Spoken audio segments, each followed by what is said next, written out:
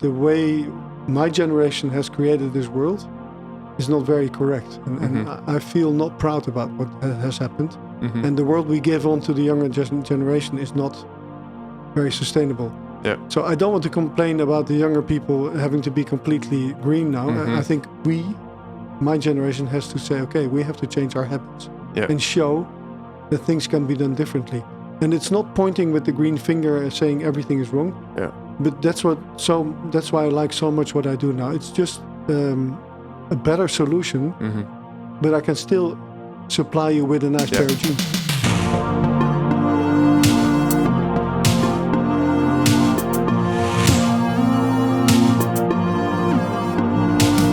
Bert, thank you for being here. I'm super glad that you were able to come here in Amsterdam at Fosbury & Sons. Okay. Need to watch out with the chair. Beeping. Yeah. Maybe for the listeners that haven't heard of Mud Jeans and that haven't heard about you yet, it might be good to introduce yourself and the company. Okay. My name is Bert van Son. Thank you for the invite. I'm the founder of Mud Jeans. I started 12 years ago with this company because I've been in the textile industry for nearly 40 years now. And I've seen it going completely wrong in my lifetime. From an industry that's nice, clothing is something you like. Most people like clothing. They like to express themselves with it, to protect themselves. And if you today look at the backside of the industry, it's a horrible thing. Okay. So that's the reason I started Mud Jeans. Yeah. Were you then already within the fashion industry? Did you study fashion or? No, I'm just I entered as a trainee in a large trading company that had offices in the Far East, and my dream was to go abroad and to see other countries, to taste other cultures. So when I was, I think, 23, this company sent me to Taiwan, Taipei. Lived there for 2 years, and then they sent me to Hong Kong, later on to France. I ended up in Belgium, Ghent, close to you. Yeah. So that's been my travel. Yeah, your road. And then the road. You had a pivotal moment. You decided to start Mud Jeans. What was the input for you to start a company, a venture with that mission? Yeah. No, it's more that I think in 2008, I had the chance to sell the company I had in France. We were Disney licensees and also Warner Brothers and things like that. We sold children pajamas to the Kiabis and Auchans from this world, which was nice, good business. Also already better because of the license. The licensor really gives you a code of conduct that's quite tight. Yeah. So you have to work with proper factories, no child labor, which is of course normal, and be careful with chemicals. I remember we had a problem with Disney that I didn't even know, but in the prints you have phthalates, so weed makers, which is very bad for your health. Okay. So those kind of things you learn quickly, and so from the brand point of view, we had to be careful.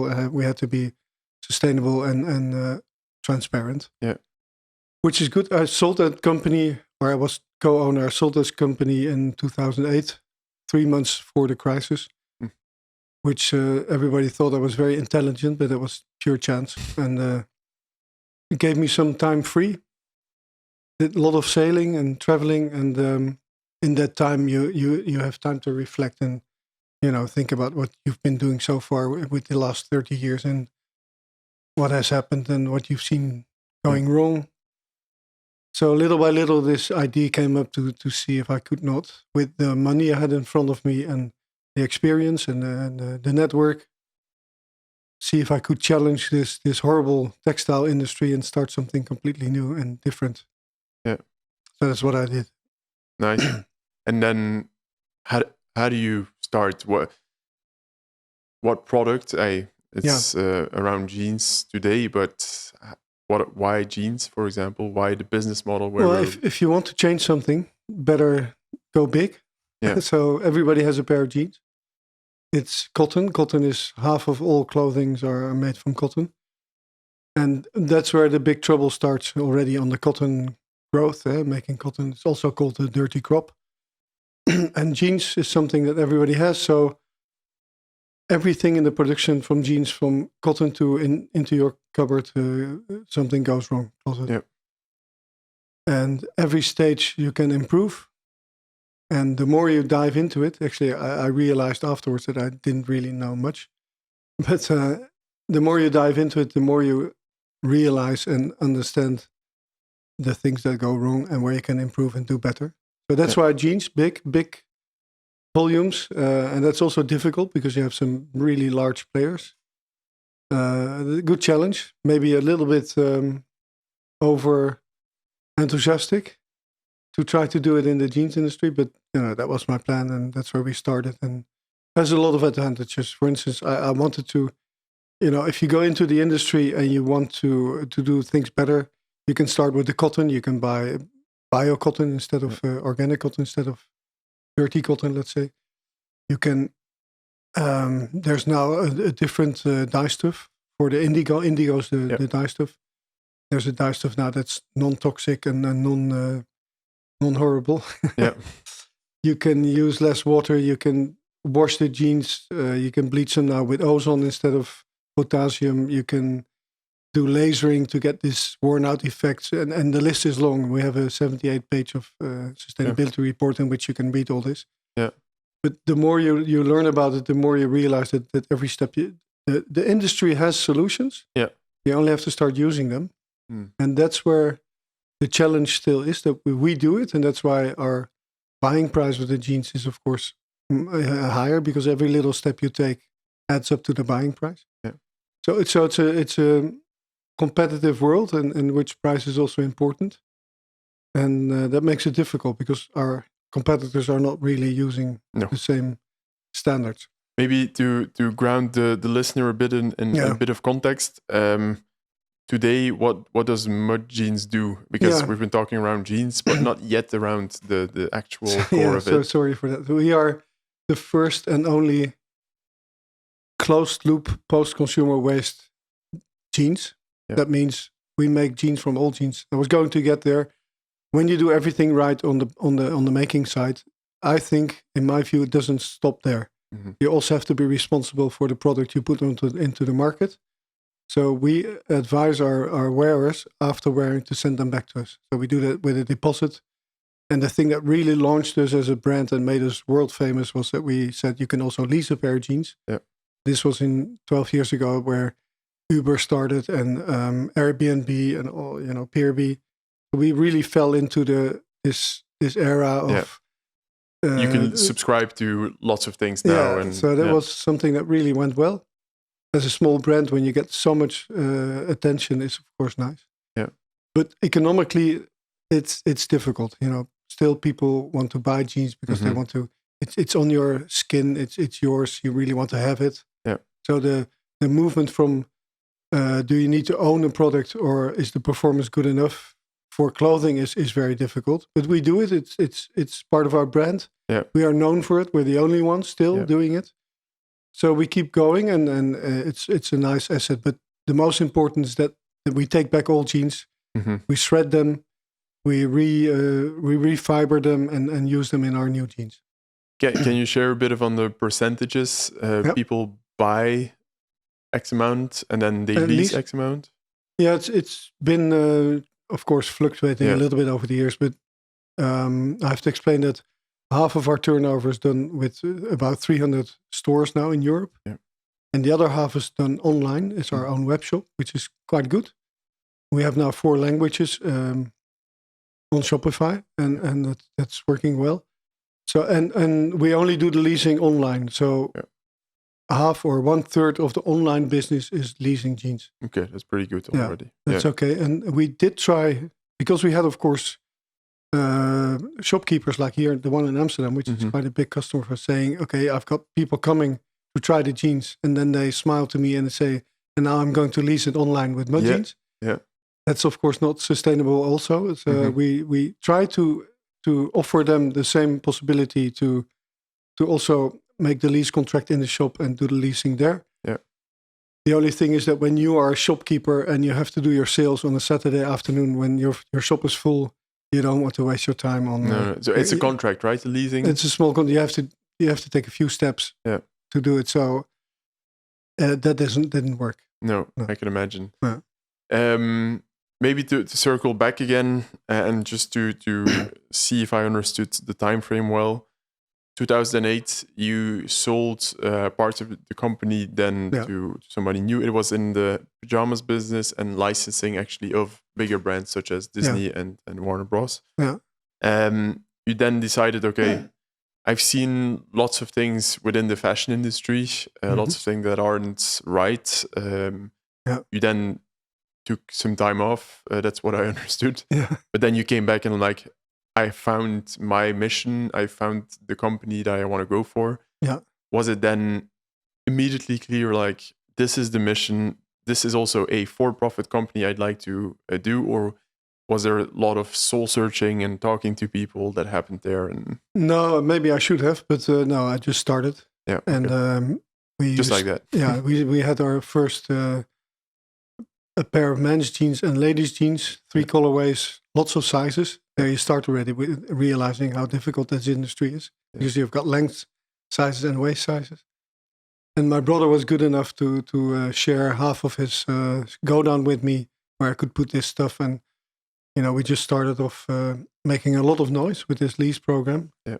It went up to the Wall Street Journal. Crazy. Yeah. And little by little, trying to find stores interested, and also building our web shop. Yeah, but also immediately from the start, you went from Lease Jeans, which is the tagline, or which was the tagline at least. And you then, through the stories, you also tried to convince them, like, hey, this is the new business model, this is the way forward for fashion. But I would assume, as you explained earlier, that's pretty hard then to convince people. Next to impossible. But that's why we founded the company. And there's a lot of good things also happening. Economically, it's been very hard. Yeah. But there are funds in Holland that are promoting this kind of business. So we had Stichting Doen. I don't know if you heard of them. So they came to see. Actually, they came to us and said it's interesting what you're doing, and we want to support you. So they stepped in a few years later, as first with a loan and then later with as a shareholder. Yeah. And also the province of North Holland. Cool. So we've always been on, let's say, break even or a little negative result. Yeah. You want to keep up your own jeans, of course, if you're working. But it's been hard, and especially during COVID, we were doing really well because I think people were sitting at home thinking about what's happening in the world and had more thought about sustainability and what they were wearing, things like that. No more suits, but just jeans and joggings, I think. But after that, of course, the shops were completely closed. Mm-hmm. They still had a lot of stock. When it opened up again, I think most consumers started to spend their money on experiences, traveling and going out eating again, which it's all very understandable. Yeah. And not really getting into our jeans. So we had a very difficult year, 2023. Yeah. That's one of the reasons now that we are going to do an equity round of crowdfunding. Nice. Starts in 2 or 3 weeks. We're launching, we're going to make a video tomorrow about this and try to explain to people that only us, after 12 years, still doing this, and that none of the big brands has followed. Yeah. Which is still, I think, still amazing. Yeah. Because it's all there. We need some help from the crowd to get ambassadors and to get also people being partly small owner of our business, and also be able to talk about that and be proud of that. And it's going to be difficult maybe to convince. These times are more and more complicated. Money used to be free of charge a few years ago, which it isn't anymore. No. So we'll see. I'm very curious to see what will happen. Is it still at the core with the lease business model, or you actually present it as a split? One part of the story is actually you have your high quality jeans that has been sourced much more sustainably than the alternatives, let's say. But then the other part of the mission is also the leasing part. Yeah. No, and the mission is bigger than that. We want to change the fashion industry. And it starts with being transparent, being closed loop recyclable, Using natural fibers. We don't want to have plastic on our jeans. We do use sometimes 2% of elastan, but that's now also been recyclable. Now we think it's important. It's also a zero waste company. So we want all our jeans back. We also do things like when you send back a pair of jeans, we plant a tree together with a tree hugger. No, not tree hugger. No, it doesn't. Just Dig It. Yeah. Excuse me. You have to cut this out. So Just Dig It. And we do all kind of things. And one of the things that we do is lease jeans. Yeah. It's just a small part of our business. And that is the message of saying, okay, do we need really so much stuff? Yeah. Or is just 1 or 2, 3 quality pairs of jeans in your closet? Is that good enough? And then you can play around with a nice T-shirt and have the core of your closet should be a beautiful pair of jeans. I think, a high quality, beautiful pair of jeans. And to continue on this, I started this company 12 years ago. We gathered a really good team around us. Very motivated. We became a B Corp in 2014, which also attracts very young, talented, intrinsically motivated people.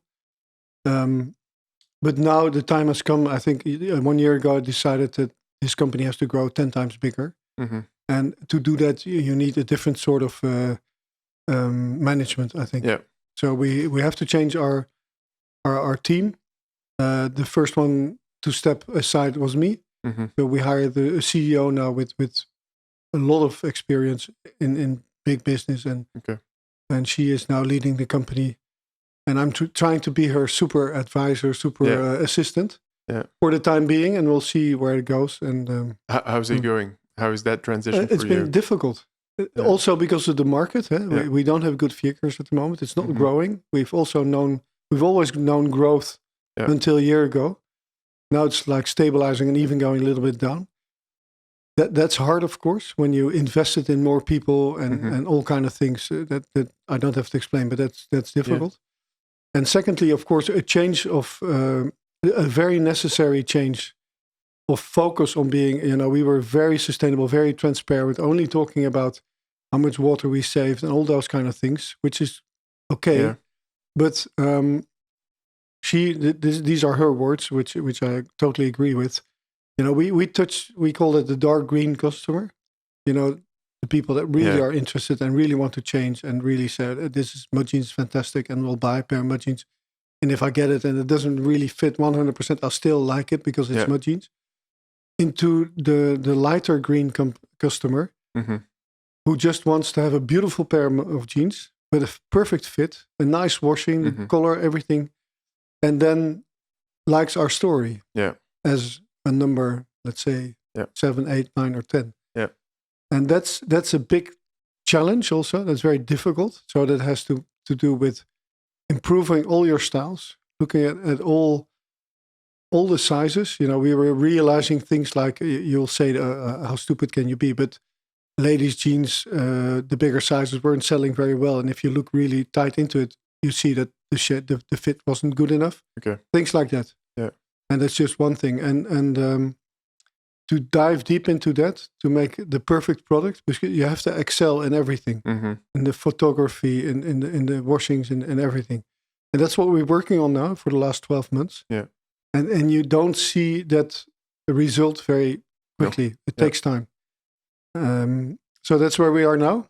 And we're ready to make the big jump to start really investing now in more marketing, more ad spends and things like that. Because if your product's not perfect and your photography and all the background is not 100%, you can spend as much money as you want in marketing. But that's, of course, but we're ready now, and we're ready to make the big jump, and it's exciting. It piques a bit of my interest. Just small question there, but how do you actually make sure that the fit is good for all sizes and models? Yeah, a good question. So we've spent days on that. So first of all, you need a pattern person that has experience with that. So they're difficult to find.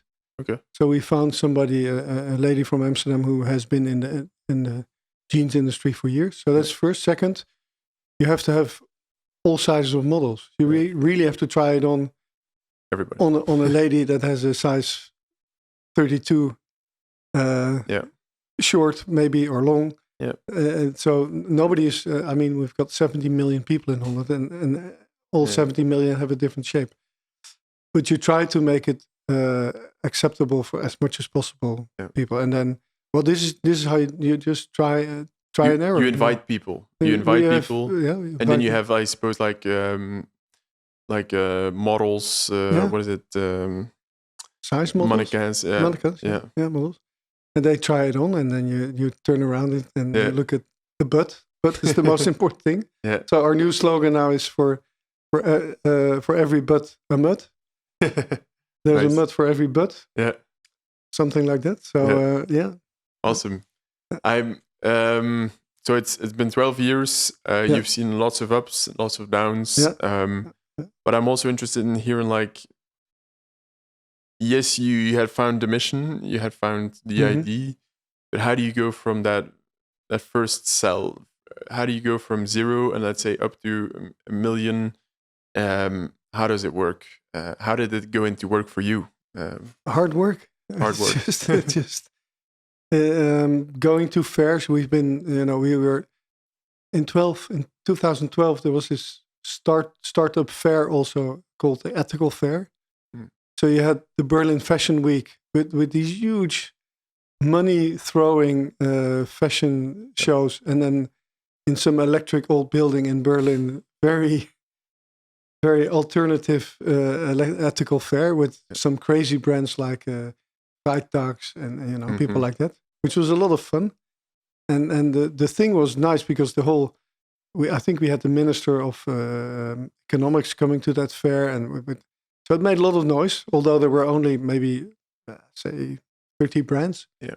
Instead of I don't know if if you have been to a fashion fair, but it's horrible. Yeah. There's so much light brands, and color and attention and noise, and you can't see. You have to be really trained to see what's good in this whole chaos. What's good or not? Yeah. So it started all there, and that this kind of fairs also the people with a store, they come to do their buyings because they want to have better brands in their store. So one by one, we attached stores mainly in the big cities. So Berlin is one of our best cities. Amsterdam, of course. Utrecht, Wenen. Yeah. We have a great store in Bern in Switzerland. Yeah. Switzerland is a very good country for us.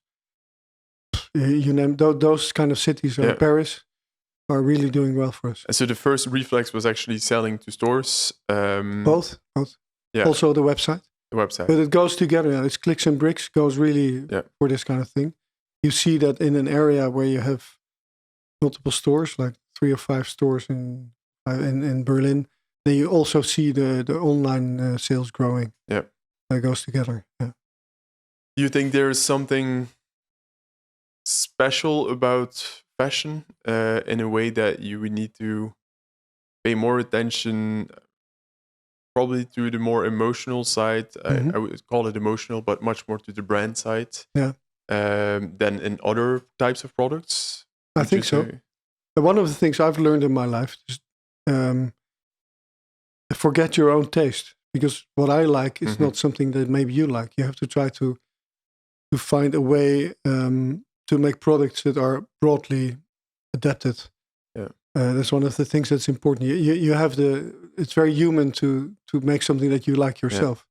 And that doesn't always work. It can work. But so that's one of the things. No, and branding is one of the most difficult things. A brand is only what you think of it, what people think of it. So that's why we are very happy now that we won this prize from Sustainable Brand Index. It's another prize, but they recognized you for they did efforts. Research on customers, what would be the most sustainable brand, and we came out as number 1. Oh, okay. So that means that people in the street, the ones that know us, realize that we are a very sustainable and transparent company. Yeah. Did you, from the start, you were living in Netherlands back then? Half Ghent and then moved to Holland. Yeah. Did you start focusing on, well, you went to Berlin immediately, but on the Netherlands itself, on a certain location, or were you like, this story is a worldwide problem, so why not sell everywhere? We did the second. Yeah. So we thought we were worldwide interesting. Mm-hmm. But then I realized a few things. First of all, I didn't have the mudjeans.com. Secondly, the brand name, I couldn't get it done in America because there's a mud double D already trademark, trademark it, yeah. So I did trademark it in the whole of Europe, which was fine. Then I tried Australia, but they were there also. New Zealand is working. Yeah. Japan is okay. But then we realized that a pair of jeans is one of the most difficult things to sell online because it never fits. Yeah. I can imagine. I understand. From my own experience, indeed, it's a hard product. And it's normal, unless you use 20% elastan, then you might have a chance. Everything fits then. Yeah. For us, we try to use as less as possible elastan. First of all, secondly, it's with a high percentage of recycled denim, which makes it also a little bit different, which is more difficult. So the percentage of returns is higher than selling a light bulb online. Online business is how many visitors do I get to my store? What's the how do you convert? What's the conversion? What's the return rate? Yeah, and the third, the first two you can sort of work on, and the third, of course, also. Yeah. But in denim, it's one of the most complicated. Yeah. So we had customers in the United States who heard our story, very motivated, bought a pair of mud jeans, didn't fit. Send it back, send it forward. So we now sort of charge tremendous shipping cost if you really want to buy a pair of jeans in the United States. Yeah. And we tell you, please make 100% sure. We give fit advice, and we have a whole system for that to try to make sure that there are less returns. And that's one of the things we're working on also now with this new CEO that came in. She did some mystery shopping the first month before she came. And she said she came in the first day and said, "I've got 4 sizes from you." And that's not good. Yeah. So that's why she, as a person, has 4 sizes from the same company. Yeah. Okay. That's really a disaster. Yeah. So that's all solved now, but it took more than half a year to, like I said, with this pattern lady and with the fit models and everything to get things right. At least when you know that you bought this style, this size, that you can then sort of 99% make sure that if you buy another style or another color, that it also fits. Because we see a lot of customers, especially men, when they're happy and they found their fit and their style with us, they buy 3 or 4 colors. Yeah, which is good for us, of course. I do the same indeed. Yeah, but it's quite normal. Once you have women are a little bit difficult. Yeah. Okay, they want different. It's maybe a bit around that. The R&D and in general today, you don't only sell jeans products. You sell different items. I've seen T-shirts, different types of pants. We're trying to. One of the challenges is that jeans are very good to recycle. If you recycle a pair of jeans, the yarn that comes out, the cotton that you reuse is a bit sturdy. Yeah. But for a pair of jeans, that goes well, and you can make a thicker yarn. A jeans is a sturdy yarn. If you go into T-shirts, it's a much finer yarn. First of all, you use.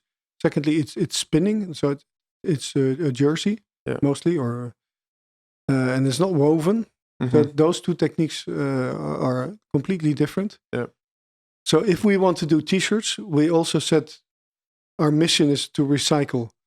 And if you want to use post-consumer waste, there also is a big problem because all our competitors are talking about recycling. First of all, they do it with plastic, which is not a good idea. Plastic clothing should be forbidden. Yeah. And secondly, if you use cotton, it's difficult to make this fine yarn. It breaks very quickly. Yeah. And now, luckily, techniques are changing. There's a new technique. So we're going into T-shirts now because we know that we can recycle and take back old jeans and make an endless circle of raw materials. Okay. Yeah. But that's the reason that we are not. But we do make jackets from denim. We have a cap now, and we try to broaden our range. Yeah. So, just to make sure that I get it right, jeans, very hard product to actually sell online. Let's say, but easier product to actually make sure that there's a closed loop. Yeah, Uh, correct. Business production wise. Then every other product that's made of finer yarn is harder to recycle and also contains several plastic elements that aren't. Not necessarily. I can make 100% cotton recycled pair of t-shirt now. Yeah. The thing is that my competitors are talking about recycling and they use pre-consumer waste. I have to explain it because that's what ends up in the production from the cutting tables, which is a very beautiful mono stream of material. Yeah. And it's been used for years already to recycle. Okay, so recycled is just pre-consumer waste. Well, nobody talks about post-consumer waste, PCR. Yeah. And there's luckily a law coming in Europe where they want to push manufacturers to use at least 5% post-consumer waste, PCR, because it's a greenwashing when you talk about recycling and you use just cutoffs and things like that, which is of course useful, but that's not the challenge. Yeah. And again, in plastics now, I hear stories about China producing bottles to be recycled, so that you can use the word recycling because. So there's a lot of greenwashing going on, and luckily Europe is making laws now to tackle greenwashing. But those kind of things don't help us. We really have to tell our story. It's difficult to tell. You see how difficult it is to explain. A customer doesn't have more than 10 seconds to take a decision to buy a pair of jeans. Maybe that's exaggerated, and I want to tell this whole story about post-consumer closed-loop jeans, where we send all jeans to Valencia, where they are shred apart, where there's a whole process before you can make the yarn again, weave it, dye it in a different way. We call it mist. It's dyed with mist, and all that is something we want to explain, but we don't have the time for that. So we are already struggling for 12 years now. What is our message? What is the story, and how can we cut it very short? To attract your attention at least, to say, hey, this sounds interesting. And to be honest, we still don't have it. It's getting more and more complicated. And I think then with the leasy jeans, you actually had something that attracted attention. And then you were able to tell like, hey, you don't need to lease it, you can also buy it, but at least the product is good because you've engineered it that way.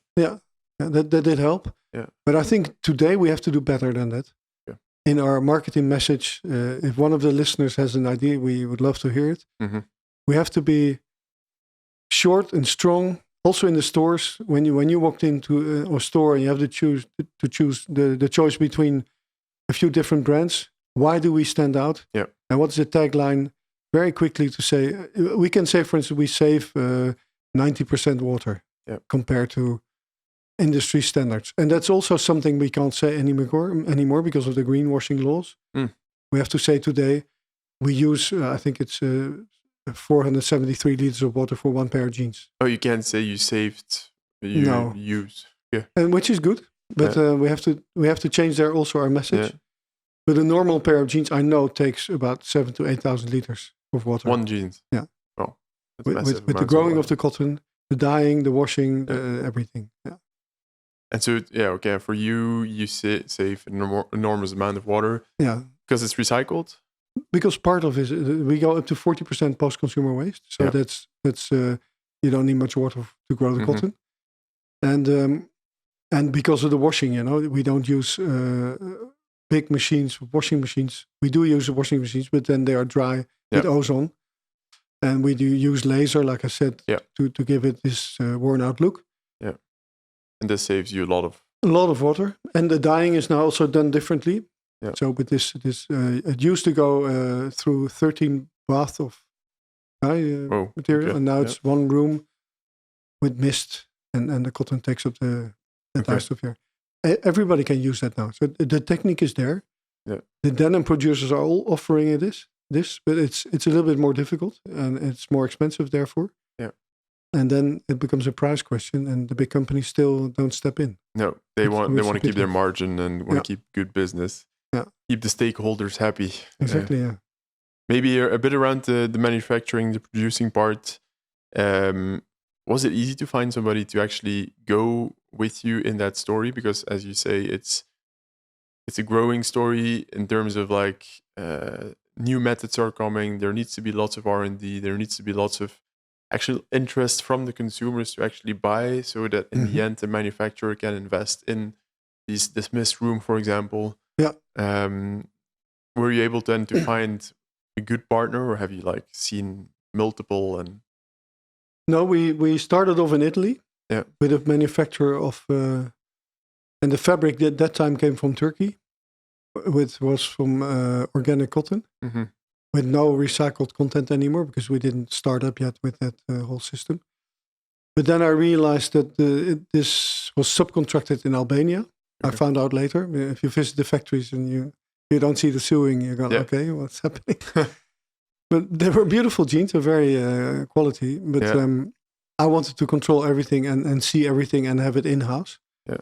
So then Dion joined the company. He had contacts from his former G-Star experience in Valencia with this recycling possibility, which had never started yet, but he knew it was there. Yeah. And he knew a very good factory in Tunisia, who was willing to invest in all this machinery. So you have Genealogia, that's a very big maker of laser machines, and also the ozone machines. And if you have a manufacturer who wants to do this, and look further ahead than 1 year investment, really 10 years ahead. So this is the only factory that has really all the cut and sew in-house, and in the same house you have the washing. Mostly in the jeans business, it's done outside. You can't see it. It's tricky business, and it's all dirty. Nobody needs to see it. Nobody wants to see it. You don't want to see it. No.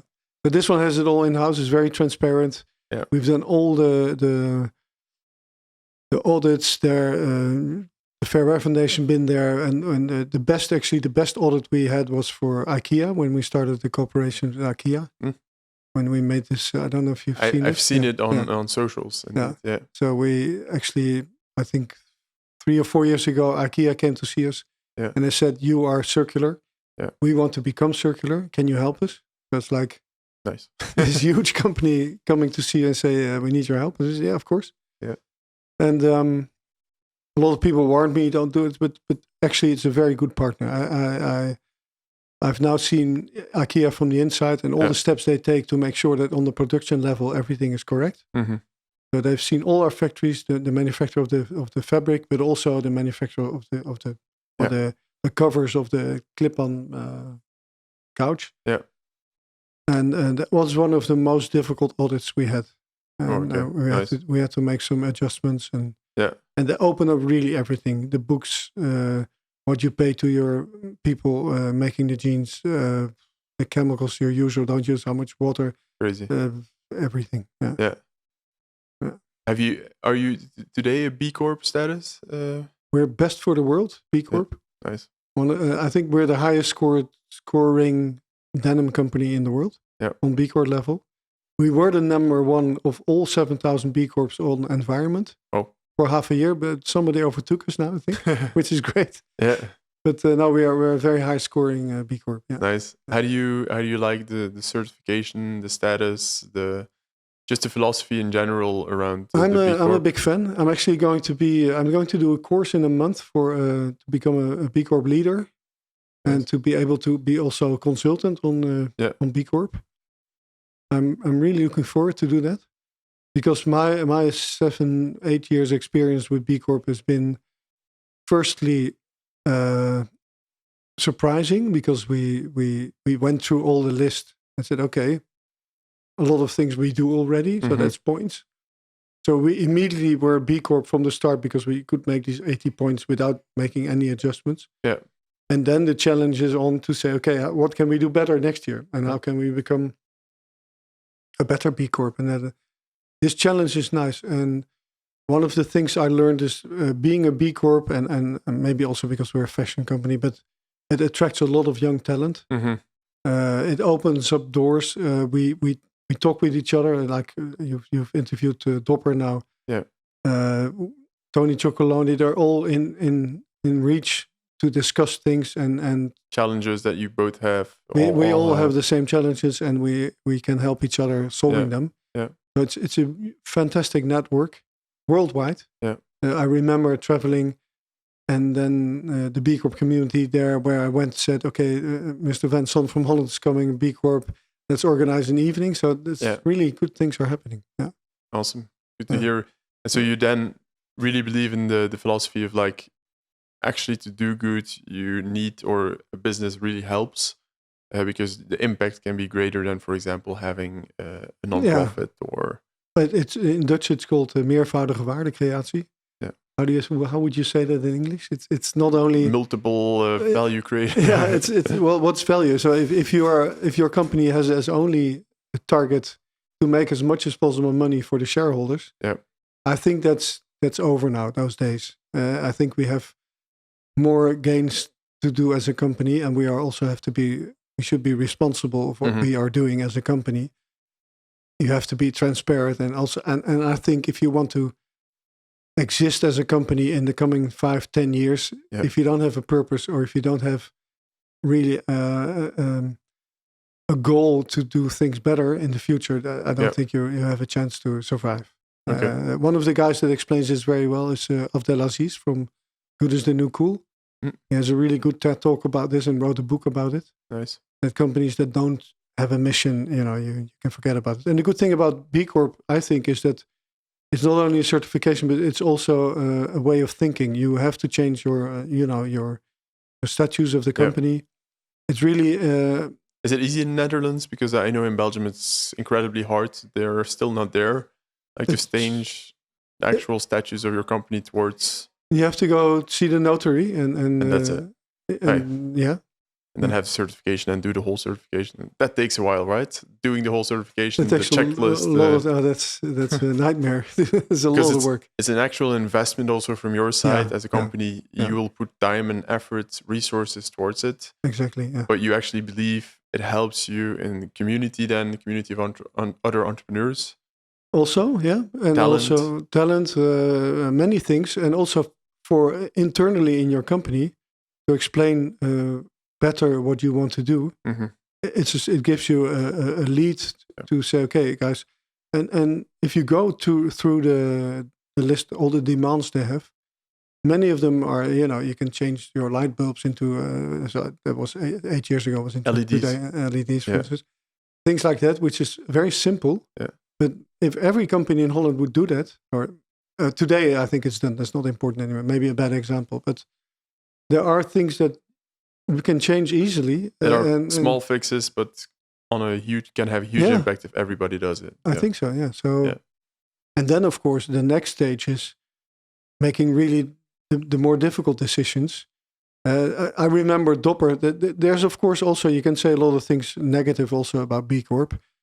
Bigger companies becoming B Corp now. There's been a big discussion about Danone becoming a B Corp, and Dopper was completely flabbergasted, which I understand because Danone is the inventor of bottling water and plastic bottles and carry it around the world. Yeah, it's not really necessary. And today also B Corp is adapting to this problem, and they're soon coming up with different.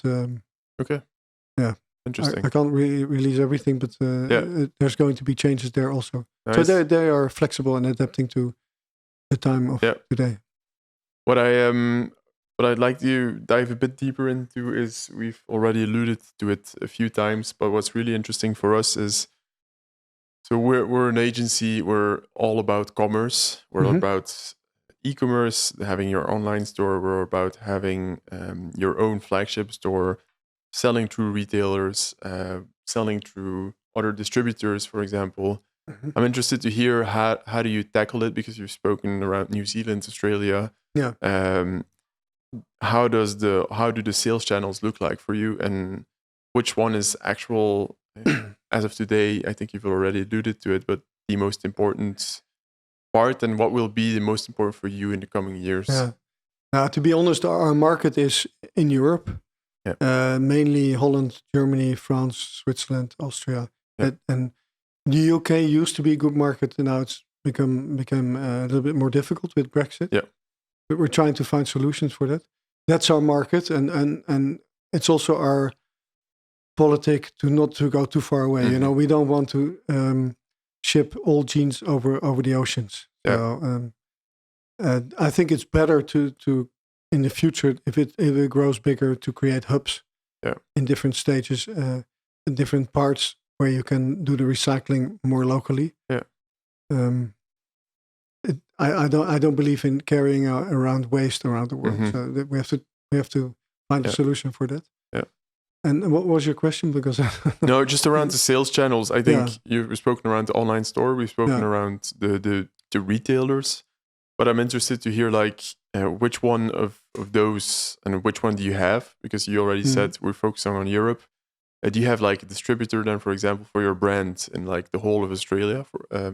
Yeah, we do, but it's really very small. That's a small part of the business. We have an agent in Japan. Yeah. And we have an agent in. We work together with a company in the United States now, more under their brand, where they use our savoir-faire of recycling the jeans. Yeah. So that's a way to get into the United States. Yeah. But what we also do is, for instance, we work with hotels where they want to wear our jeans. We work with restaurants in Amsterdam here, where it's of course good advertisement for us when they wear our jeans. Yeah. Like I said, we work with IKEA. I'm hoping to do a big advertisement with one of the retailers in Holland to make aprons. Yeah. Nice. That's one of the things I'm focusing up at the moment. Yeah. Also to create volume, for instance, the deal with IKEA was for us very interesting because we suddenly could go and see the manufacturer in Valencia and order 100,000 yards of denim instead of our poor 20,000. Yeah. Everything goes better, then the quality is better, the price goes down. The relationship is better. Everything's better. Yeah. So we need volume. It's a volume-driven business, and we need this kind of scale. Yeah. You've already talked around like Germany, but for example, how do you take your first steps into new markets such as Germany? Like I said, with the fair, you go to the fairs, you meet the first stores that are interested to carry your brand, and then we engage now 3 agents. Yeah, and because Germany is a big country, it has, I think, huge. Correct me if I'm wrong. I think 20 Bundesländer. I don't know. I should know this. They're going to hate me. I think it's 17 or 18 Bundesländer. I'm not sure. Like North Rhine-Westphalia and Bayern and they're all countries on it. So we divided Germany into 3. Yeah. And everywhere we have an agent who is visiting customers. We work a lot, for instance, with About You, which is working well. Manufactum is a big customer of ours. In Belgium, we have an agent, and they brought us to Brooklyn now, is buying from us. Those kind of change that we. Yeah. You need local contacts where buyers can go to a showroom and see different brands and pick your styles and place the order. So that's a sales. What I indeed wanted to go to is like, what's the plan if you go, for example, let's take a new market, Spain, or I assume it's maybe a bit new.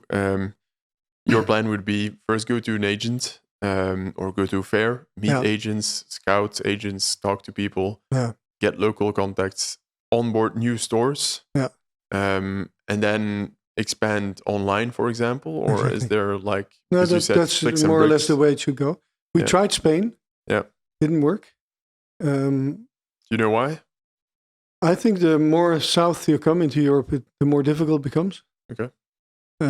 Scandinavia is a very good area because people are more and more interested in sustainability. Yeah. And the southern countries, it's harder. Yeah. So it's more of a attitude towards sustainability, attitude towards lifestyle that just differs like more. So maybe there are the direction we are taking now to make the most beautiful, best fitting jeans ever with the whole sustainable story is going to work better in those countries.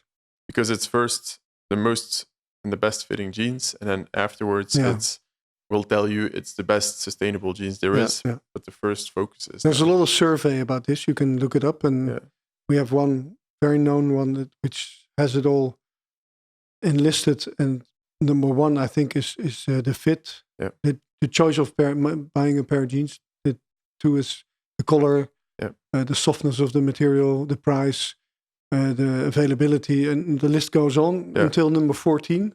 which is sustainability. So yeah, crazy. it says a lot. Yeah. Yeah.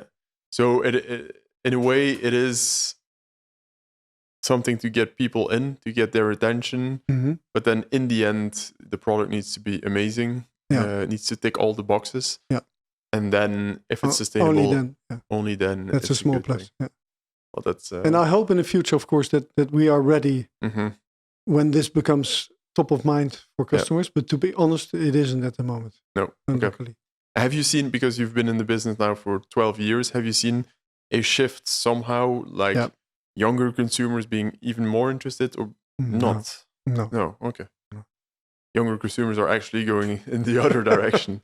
The sheen, was it the shine? I'm afraid so. Yeah, it's wondering me. I don't have actual numbers for that. Yeah.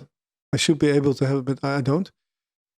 What I see around me is that young people, and I understand. It's not telling them they do something wrong, but they also want to have their student time to travel, to see the world. You can't complain. You can't blame them.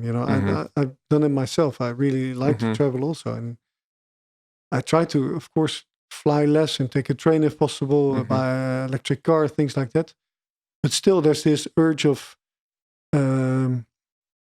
seeing new things, discover new cultures. I think it's very normal, and we should think about it. But it's going fast. I think that the way we all, let's say differently, the way my generation has created this world is not very correct. And I feel not proud about what has happened. And the world we give on to the younger generation is not very sustainable. Yeah. So I don't want to complain about the younger people having to be completely green now. I think my generation has to say, okay, we have to change our habits and show that things can be done differently.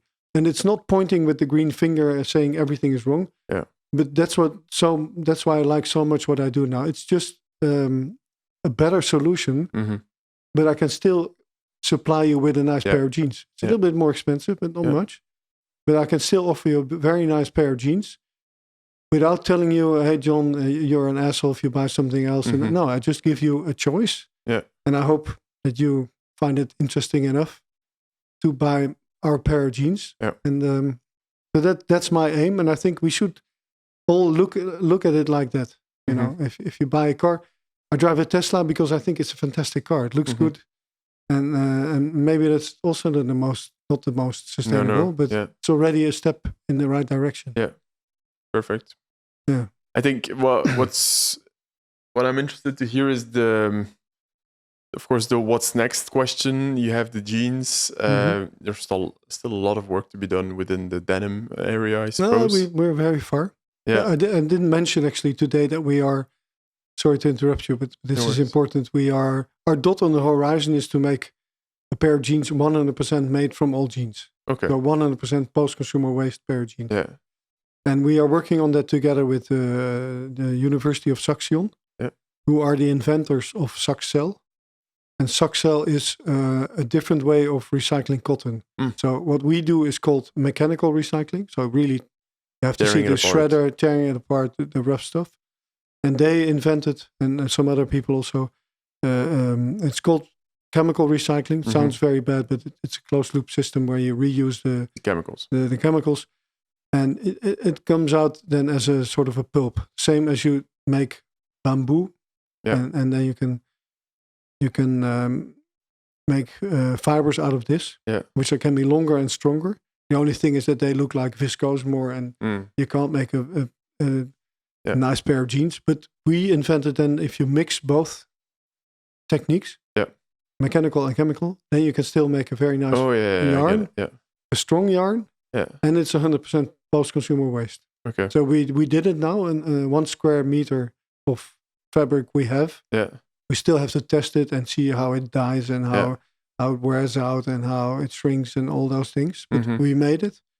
And now we have to take the big step. And that's also why we do this funding round, to make it, to scale it up. To make it commercial. Make it commercial, yeah. Is it feasible, do you think? Not for next year. Okay. So it will take time. But then our slogan is going to be, Amsterdam is going to be our cotton supplier. We don't need cotton fields anymore. Okay. Because there's enough waste. Where do you get the waste? Well, our own jeans that are being sent back. We also opened up for other brands. So when you send a pair of jeans back, which is more than 95% cotton, from another brand, we'll still give you a discount on our jeans. Okay. And you can get as much as you want secondhand jeans. There's so much. There's so much supply for it. You cannot imagine. Yeah. It's awesome.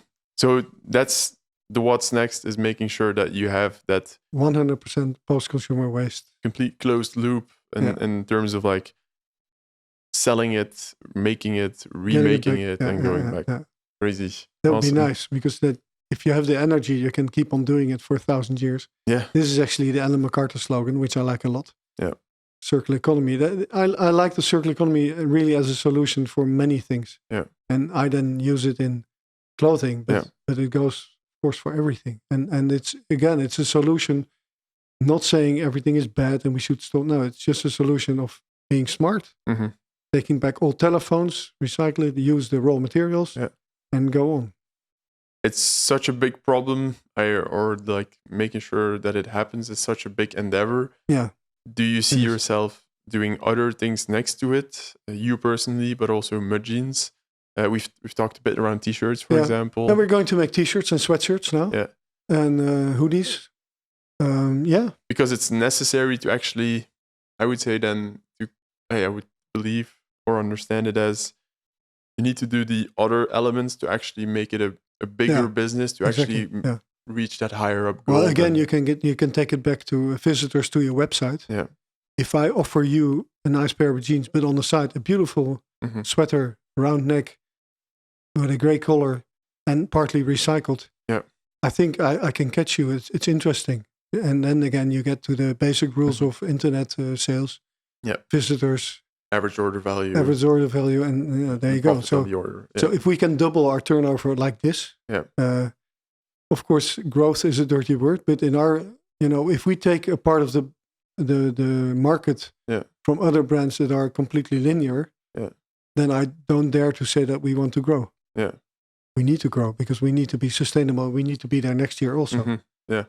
So, And you also, you've said it before, but you also probably need a lot of volume to actually make it feasible to have that completely 100% post-consumer waste product. You need big volumes. Big volumes. Yeah. Awesome. Yeah. I think to close it off, the question I like to ask most of the guests is, within this journey of Mud Jeans, but also within the journey before, what's the one thing you've learned and that you'd like to share with budding entrepreneurs, veterans, all of them, something that you've actually seen, read, felt? That's a difficult question. You are going to have a lot of days that you think, what did I start?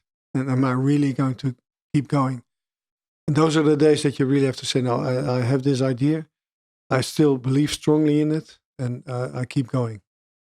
Just keep going. That's difficult, but that's what I would like to say. Yeah. And then within 5 years, how do you see yourself? You've already alluded to, like, you're not the CEO anymore of the company, but you are the advisor, the assistant of the company. No, I think I really have to make the space for her to be free and not have me interrupting things. So today I'm still valuable because things of the past are maybe interesting, but it also blocks a lot of things. Like, for instance, this mudjeans.com. Yeah. We were chasing it for years. Yeah. And I've been trying to get it, and I had people asking me 20,000 euro, and there was a day I said, I forget it. Yeah. And then she came in a half year ago and said, why don't we have the .com? I said, forget it. It's a long story. I tried, forget about it. And she kept saying, no. And suddenly, a month ago, she said, I bought it for 1,000 euro, and we have the .com now. So crazy. You have to also be honest to yourself and say, okay, maybe I'm also I have a tunnel view. Maybe I've tried so many things. It didn't work 10 years ago. It might work well today. So you also block yourself. You have to say one day, okay, this is better. So I hope that I need to go in the coming time. It depends. Yeah. if I feel that I'm standing in her way, I really have, and we can be honest about that. The trouble is, of course, for me personally, that I'm still the biggest shareholder, and I'm also the biggest banker still, which I don't like. Yeah. So that's why I still want to have a small look into the kitchen. Yeah. But if this is solved, and it's going to be solved, then I like to go sailing. Sailing. Yes. Nice. I like to become an advisor. Yeah. Use my experience to young entrepreneurs and help them achieve their mission. Yeah. Tackle things that I've done wrong and where I can help out. And I hope, I'm close to the retiring age. Yeah. So I don't mind to nice to have some time off also. Yeah. It's been hard work for tellers. Really, you cannot stop. It's not a 40-hour. Yeah, that's not a 40-hour week. You don't go to sleep without thinking of it. No, it's been rough. Yeah. Yeah. Been difficult. Super. Thank you for being here. I've loved talking to you and hearing more about story, and I hope the listeners also have. I hope so too. And if they have questions, how can they reach you? They can reach me on LinkedIn. Yeah. Perfect. I don't always reply. Yeah. If you don't get a reply, don't be angry. Sometimes I look, sometimes I don't. And otherwise, via our info@mudjeans. Yeah. We have a lot of students that want to interview me. Yeah. We don't do that anymore because I can interview all day long and still things need to be done. Yeah. So what we do is every month we have a webinar. Yeah. If you write to info@mudjeans.eu, you get an answer. Nice. Saying all the things you have to do before you can enter the webinar. Yeah. Because you have to read our sustainability report. Okay. You have to read our LCA. You have to, and then do lots of things, and then you can have the Zoom. The disadvantage of that, we do this already for 8 years now. We have every month students coming into this webinar, and it's really nice. But the funny thing is when we started to say, okay, you have to be prepared, because otherwise you get people say, okay, how many percent of recycled denim you use in your jeans? So you have all that. You can read that, right? Yeah. But some of the students got so serious that they invented questions where I really had to ask them to repeat it 3 times before I understood what that meant. Yeah. But it's always nice to see youngsters really motivated to try to do something and speak to the old folks and get some things that I did wrong where they can learn, which of course I'm grateful to do. Awesome. Yeah. It's good to hear. Yeah. Thank you very much. You're welcome. There we go.